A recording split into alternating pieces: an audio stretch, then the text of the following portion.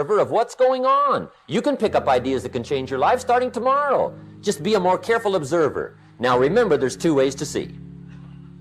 One is called sight. See with your eyes. The other one is called insight. See with your mind.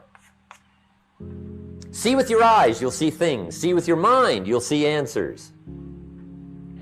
Put your eyes and your mind to work. And the best advice on developing sight and insight is pay attention. Don't miss anything. In the weekend seminar we teach, one of the greatest fatalities to success is preoccupation, lack of concentration. The guy's mind wanders. See, you wind up average. You've got to learn to zero in and concentrate. I read a good article one time, Reader's Digest. The title was, "Wherever You Are, Be There." Excellent. Don't miss anything. Focused concentration. You've just got to zero in. You've got to identify your target and let nothing stand in your way. You've got to keep your eye on the target until you've released the arrow. Let nothing capture your attention unless it's in the best interest of your ambition.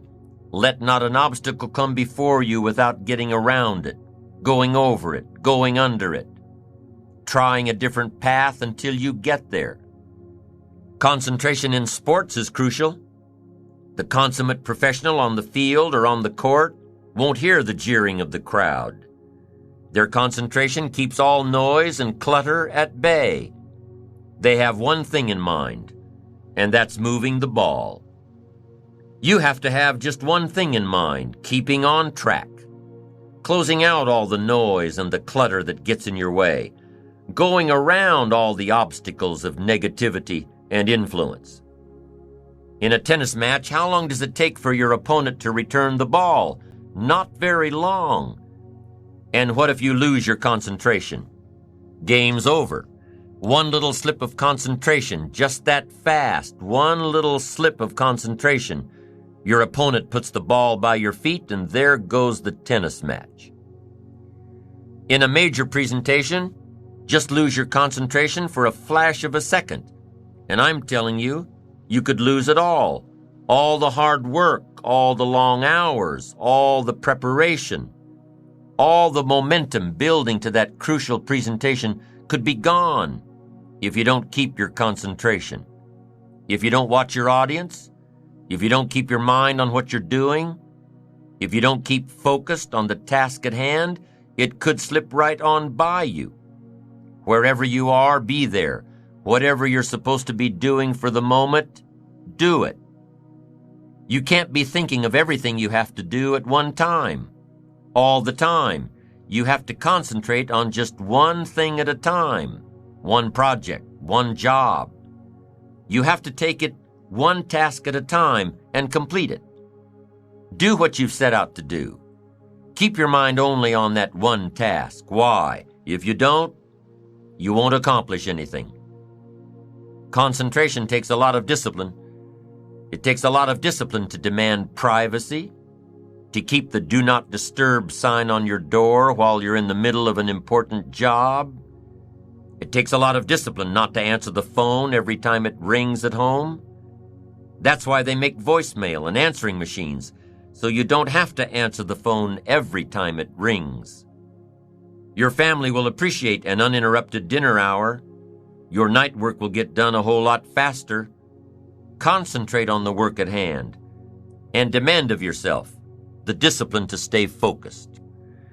If you have a long list of things to get done within a day, do the toughest ones while your concentration is at its peak. If you're a morning person, get the job done in the morning. Don't wait until the evening when your energy is all spent. No, do the jobs that need the most concentration when your body is best able to handle them. If you're a night person, save those tough jobs for the night, not in the morning when you've still got cobwebs in your brain. Learn your body's rhythms and do the jobs that need the most concentration when you're able to do them best. When you're at work, be at work. When you're in a conference, be in that conference. When you're at your kid's school play or soccer game or dance recital, be there. Don't let your mind wander. Stay focused. Stay focused on the task at hand or the company you're with. Don't let your mind wander during conversations. You never know what important points you'll miss. Stay focused. Stay true to where you are and what you're doing. Use your discipline to keep your mind in line. When you recognize the need to concentrate more, when you recognize this need, and when you discipline yourself to stay focused, it will come easier and easier. Focused concentration can be learned. Focused concentration can become a habit. If you work on it a little every day, the easier it comes, the less energy you'll waste on making your mind you. Make your mind pay attention. Discipline yourself to be where you are. Work at work and play at play. Don't mix the two. Concentrate. Give your job the attention it deserves. Give your family the attention they deserve. Give your colleagues the attention they deserve. Wherever you are, be there. Concentrate. The one currency today that'll give you an edge in a marketplace over everybody else, if you know how to concentrate on one thing, you have an edge.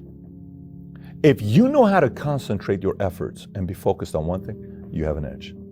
If you can be focused on one thing and not look at everything else that everybody else is looking at, 50 different philosophies, 75 different ways to make money, 19 different streams of income, if you can figure out a way to go here, all of that stuff's going to come your way. But if you go chase all the other stuff like everyone else is, you're going to miss the whole point of winning in life because you can't concentrate. Concentration today is the number one currency. You show me anyone today who knows how to concentrate, I'll show you someone that nobody wants to compete with because it's very intimidating to concentrate in today's time. So yes, it is very confusing today. We are all over the place today. I totally understand where you could be here today, but imagine if you could concentrate. What would life look like? Imagine if you went back and you started being hungry like you once were before. Combine hunger and concentration. You know what you'd be capable of doing? Anything you want to do. If you stay hungry and if you can stay concentrated at a time where the world is confused today. When I was growing up as a child, I was teased very often for being so distracted. Teased for being distracted, teased for not being able to concentrate. It wasn't until I was in my early 20s when I graduated from university. I grew up in Australia and I left and went to Hawaii, where I joined my guru's monastery. It was a cloistered traditional Hindu monastery where he taught me how to concentrate. And that's really what I want you to keep in mind, this concept of being taught how to concentrate. It's in my humble opinion that most people can't concentrate today for two reasons. One is we're never taught how to concentrate, and second is we don't practice concentration, right? So how can you do something if you're never taught how to do it? And how can you be good at something if you don't practice it? People tell us to concentrate, but they don't tell us how to. You can't expect somebody to do something if you don't teach them how to do it. And then if they want to be good at it, they have to practice it, right? So if I wanted to play for the Chicago Bulls or dance for the San Francisco Ballet Company, I ask people this question all the time in my talks. I ask them, how many hours a day should I practice? The general answer is usually about 8 hours a day, 6 days a week. And then I ask them, so after 6 months, can I play for the Bulls? The answer is usually no. After a year? No. But I'd be better at basketball, right? I'd be a better ballet dancer. So imagine if you practice distraction 8 hours a day, 6 days a week. What would you be good at after 6 months? Distraction. After a year, you'd be really good at distraction. After a year and a half, you'd be an expert at distraction. You'd write the New York Times bestseller on distraction. You'd get on stage, you'd be so distracted, you'd forget what you were supposed to talk about. Right? That's how good you are. But the truth is, we don't practice distraction 8 hours a day, 6 days a week. The truth is we probably practice it more like 16 hours a day, 7 days a week. The average person sleeps, what, 7 to 8 hours, to say, roughly. So we're awake for about 16 hours of the day. Let's just say on average we're practicing it 13 hours a day, 7 days a week distraction. And then you wonder why you're so good at it. That's the law of practice. The law of practice is that we become good at whatever it is we practice. Whether it's positive or negative, it doesn't matter. If you practice something over and over and over again, you become really good at it. And that's why people are so good at distraction, because it's what they practice. Why aren't people good at concentration? Because they never taught it and they never practice it. They don't need to be drugged. They just need to be taught how to do it. Children don't need to be drugged. They just need to be taught how to concentrate. And then they need to practice it, just like anything else, to become a good tennis player, to become a good dancer, to performer, anything. Practice, practice, practice. And then people say things like, technology are great distractors, right? Smartphones. Oh, I have this thing so distracting, my smartphone. The internet. Are they distractors? I'd like to say no first, and then yes. But mostly no. Why? Let me tell you a story. So when I left Australia after university and went to Hawaii to be a monk, it was a very traditional monastery, so when you join a monastery like the one I did, you literally have to give everything up. Your family, your friends, everyone you know, everything you owned. And when you got to the monastery, you're given a set of robes, a set of beads, and a MacBook Pro laptop. Okay. Yes, I did say a Mac. So every monk got a Mac, and when iPhones came out, we had an iPhone as well. So technology in itself is not a bad thing. It's actually a beautiful thing, as long as we're in charge of it. But if every time your iPhone beeps or makes a sound and you turn to it and you go, "Yes, master, how can I serve you today?" then you live in that world of distraction. It's training you to be distracted. But if you actually use technology, then technology is not a bad thing. When I say yes earlier, that technology can be distracting, there are some aspects of technology that can be distracting. For example, in the Mac, you have notifications that drop down. But that's as easy as clicking on it and turning it off. Turning off those notifications and not responding, but choosing what you want to engage with. Right? So technology in itself is not a bad thing. The question is, do we choose to engage in it or not? So how do we become good at concentrating? We start by understanding the mind.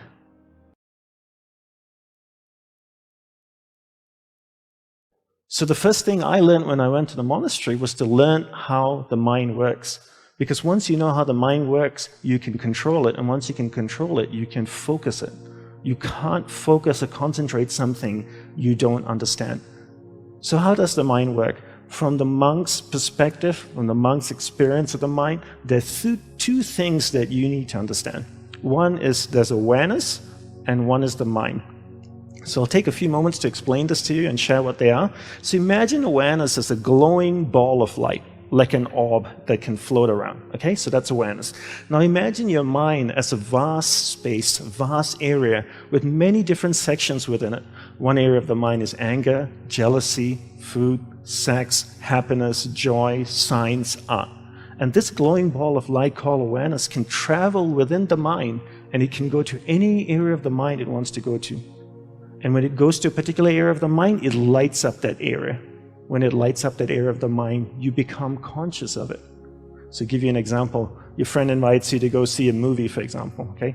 Okay, so you go to the theater, you're watching, you sit down, the lights are all on, you're chatting with your friend, the lights dim, the movie starts. And if it's a really great director or producer, he or she can take your awareness to any area of the mind they want you to go to, right? They can take you to a sad area of mind, to a happy area of the mind. The movie can get really exciting, thrilling, suspenseful, scary. And it's 90 minutes later, you see 2 words on the screen and it says, "The end." And you turn to your friend and you go like, "Wow, that was an amazing movie."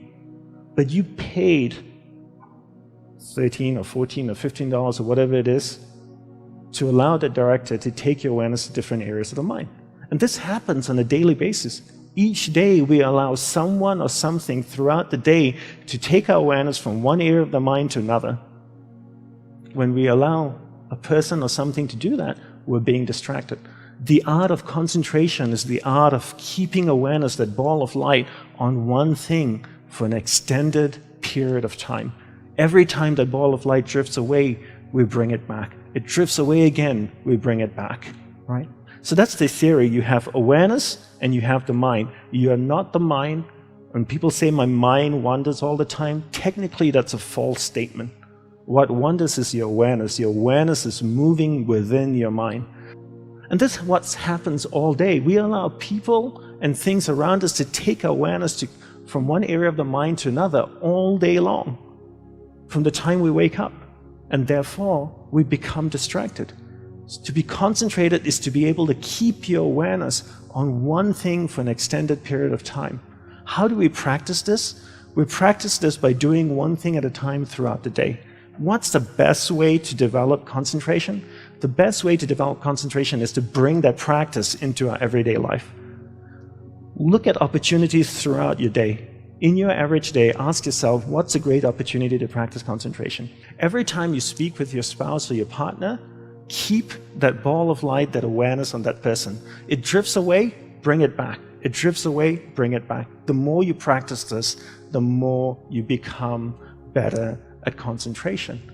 Give her or him your undivided attention. So if you speak to your spouse for 2 hours a day, what a great opportunity to practice concentration. Every time you speak with your child, practice concentration. Parents come up to me all the time and say, how can I teach my children to concentrate? Very easy. You learn to concentrate first.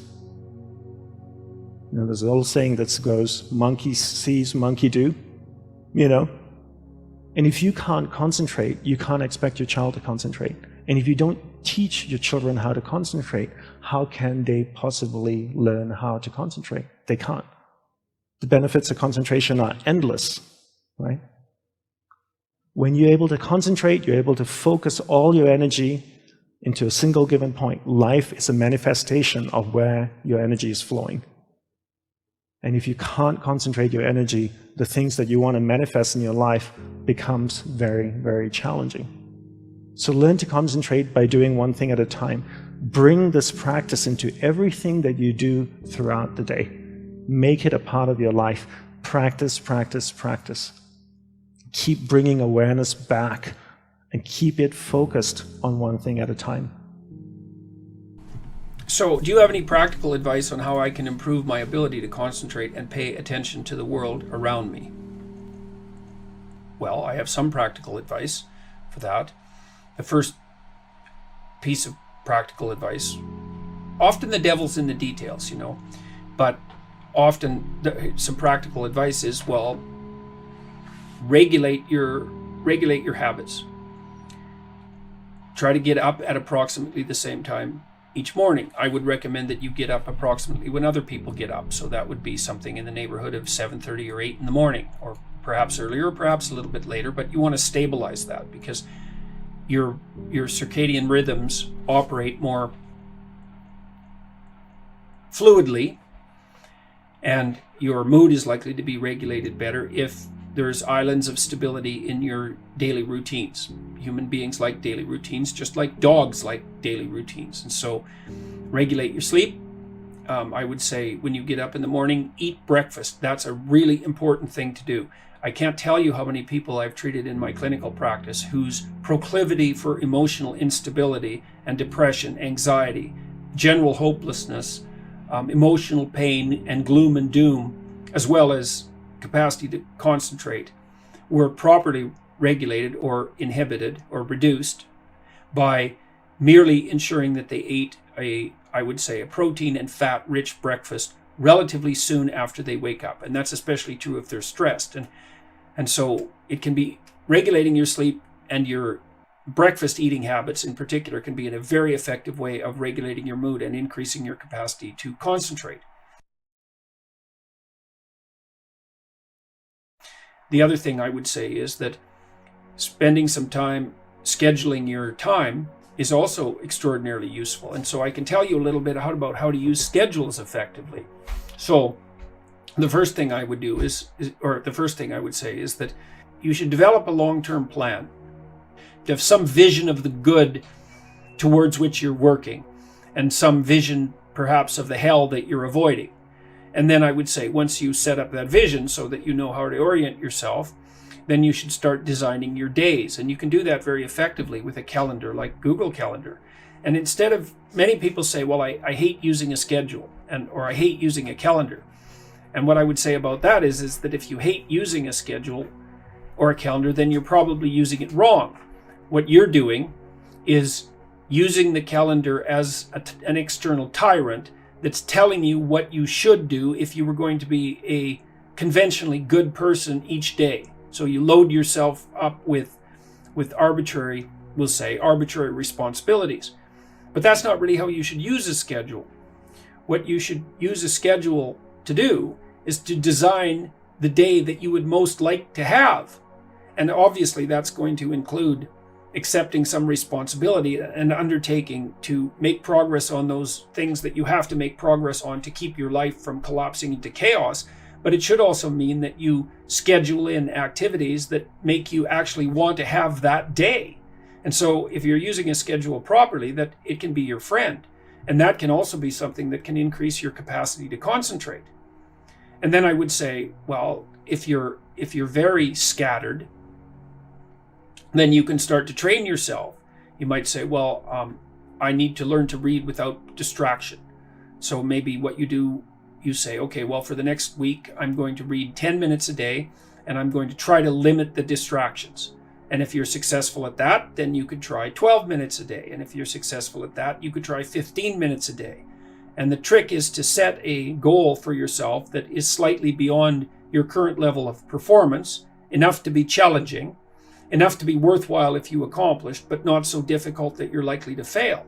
And then practice incrementally, day by day, trying to inculcate the habits that you want to inculcate. And assume that it'll take you a number of months or even a number of years in order to become very fluent at the habit. The important thing is to start improving incrementally, because incremental improvement pays off like compound interest. And so I would also say that the trajectory that you're on is more important than your starting point. And that's also an extraordinarily optimistic observation, because it means that direction is more important than current position. And I mean, current position matters, obviously, but I don't think it does matter as much as direction. So if you want to learn to concentrate more, define what constitutes concentration, break it into micro habits, and then start practicing instantiation of those micro habits. How do you eat an elephant? You bite off one chunk at a time. Well, that's exactly right. And that's also the hallmark of behavior therapy, the issue. But one of the things you do if you're a behavior therapist is take the problem at hand and decompose it into its microelements, and then practice implementation of the microelements. And that can be the inculcation of new habits, as I already mentioned, but that's also a great way of learning to face the things that you're avoiding, learning to confront the things you're avoiding that frighten you or that stop you in your tracks. So, if you're scared of going to parties or maybe scared of going out in public, you can also always go to the nearest bar for 10 minutes and sit there and have a drink and then leave, and then maybe expand that up to 12 minutes and then maybe dare